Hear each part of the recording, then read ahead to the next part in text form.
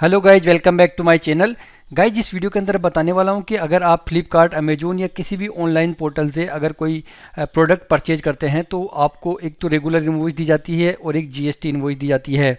तो regular invoice और GST invoice में क्या डिफरेंस होता है, इस वीडियो में आपके साथ में शेयर करने वाला हूँ। तो देखिए, जैसे कि आप यहाँ पे देख पा रहे हैं, मैंने एक प्रोडक्ट को ओपन कर रखा है। मुझे इस प्रोडक्ट की यहाँ पे दो प्राइस दिखाई दे रही है, 19,940 और 19,900। ठीक है। अब इसी प्रोडक्ट को मैं दूसरे टैब में ओपन करता हूँ तो मुझे केवल एक ही प्राइस दिखाई दे रही है, 19,990 रुपये, जबकि वहाँ पे दो प्राइस दिखाई दे रही थी। तो ये जो 19,990 प्राइस है, ये उन लोगों के लिए है जो रेगुलर या नॉर्मल यूजर हैं, जिनके पास में कोई जीएसटी नंबर नहीं है, उनकी कोई फर्म या कंपनी नहीं है, वो पर्सनल यूज के लिए इस प्रोडक्ट को खरीद रहे हैं, तो उनको 19,990 रुपये देने पड़ेंगे। तो उनके लिए जो इन्वॉइस जनरेट होगा वो रेगुलर इन्वॉइस जनरेट होगा, जीएसटी इन्वॉइस जनरेट नहीं होगा। तो ये तो है रेगुलर इन्वॉइस। अब आपको बता देता हूँ कि जीएसटी इन्वॉइस किन के लिए जनरेट होती है। तो देखिए, ऐसे लोग जो किसी प्रोडक्ट को अपने बिजनेस पर्पज़ के लिए ख़रीदना चाहते हैं, उनके लिए जीएसटी इन्वॉइस जनरेट होती है। तो वो क्या करते हैं कि उनके लिए क्या है कि जैसे अमेजोन और फ्लिपकार्ट ने एक फैसिलिटी दे रखी है कि वो अपने बिजनेस अकाउंट से इसमें लॉगिन करें, अमेजोन और फ्लिपकार्ट दोनों पे। उसके बाद में आपको यहाँ पे दो प्राइस दिखाई देगी।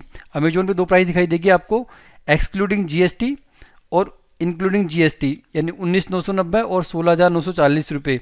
यानी इसका जो डिफरेंस है ना, डिफरेंस अमाउंट लगभग 3,000 रुपये के आसपास इसका जो डिफरेंस अमाउंट है, वो आप as a input tax credit के रूप में आप ले सकते हैं। इनपुट टैक्स क्रेडिट के रूप में वही ले सकते हैं जिनका जो बिजनेस है वो रेगुलर जीएसटी के अंतर्गत आता है। कंपोजिशन स्कीम के अंदर है, वो इनपुट टैक्स क्रेडिट का फ़ायदा नहीं ले सकते। इनपुट टैक्स क्रेडिट का फ़ायदा वही ले सकते हैं जिनके पास में रेगुलर जीएसटी है। ठीक है। तो इस तरह से आप इनपुट टैक्स क्रेडिट का फ़ायदा ले सकते हैं किसी भी प्रोडक्ट के परचेज पे। तो जब आप इस प्रोडक्ट को खरीदोगे तो आपको यहाँ पे 19,990 रुपये ही पे करने पड़ेंगे, लेकिन जब आप अपना रिटर्न फाइल करोगे तब आप इसका जो डिफरेंस अमाउंट है, यानी जो लगभग 3,000 के आसपास आ रहा है, उसको आप एज ए क्लेम कर सकते हो।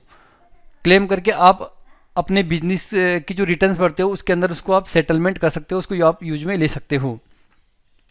ठीक है। तो लेकिन आप अगर ये बिजनेस आप अगर जीएसटी से खरीद रहे हैं तो आपको ये प्रोडक्ट आपका बिजनेस पर्पज़ के लिए ही यूज में आना चाहिए। अगर आप पर्सनल यूज के लिए लेते हैं तो आप बिना जीएसटी के भी आप इसको परचेज कर सकते हैं फुल प्राइस के अंदर। तो अब मैं आपको बताता हूँ कि दोनों के बिल में डिफरेंस क्या होता है। तो ये बिल है नॉर्मल इनवॉइस का। यहाँ पे देखिए, जब मैंने इस प्रोडक्ट को मंगवाया तो यहाँ पे स्टेट कोड है, यहाँ इसके नीचे कुछ भी नहीं है, मतलब यहाँ पे कोई जीएसटी की इन्फॉर्मेशन नहीं है।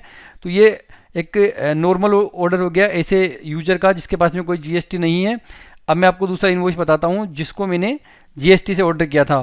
तो देखिए, यहाँ पे जीएसटी रजिस्ट्रेशन नंबर आया है, सारी डिटेल वही होती है, बट यहाँ पे आपका जीएसटी रजिस्ट्रेशन नंबर आ जाता है। जिस जीएसटी नंबर से आपने ऑर्डर किया है, जिस जीएसटी नंबर से रजिस्टर करके आपने उस प्रोडक्ट को ऑर्डर किया है, उसका जीएसटी रजिस्ट्रेशन आ जाता है। तो यही डिफरेंस होता है आपके जीएसटी इनवॉइस और नॉर्मल इनवॉइस में। आपकी जीएसटी इनवॉइस के अंदर जीएसटी रजिस्ट्रेशन नंबर भी आ जाता है। तो इस तरह से आपके पास में अगर जीएसटी है, कंपोजिशन स्कीम के अंदर नहीं आते हैं और प्रोडक्ट को अपने बिजनेस पर्पज़ के लिए आप यूज में लेना चाहते हैं, तो आप अमेजोन और फ्लिपकार्ट पे एज ए बिजनेसमैन रजिस्टर करके किसी भी प्रोडक्ट की खरीद पे इनपुट टैक्स क्रेडिट का फ़ायदा ले सकते हैं। अगर आपके और कोई सवाल हो तो आप मुझे कमेंट बॉक्स में ज़रूर लिखिए। वीडियो अच्छा लगा तो लाइक करें, चैनल को सब्सक्राइब करें और शेयर करें। Thank you.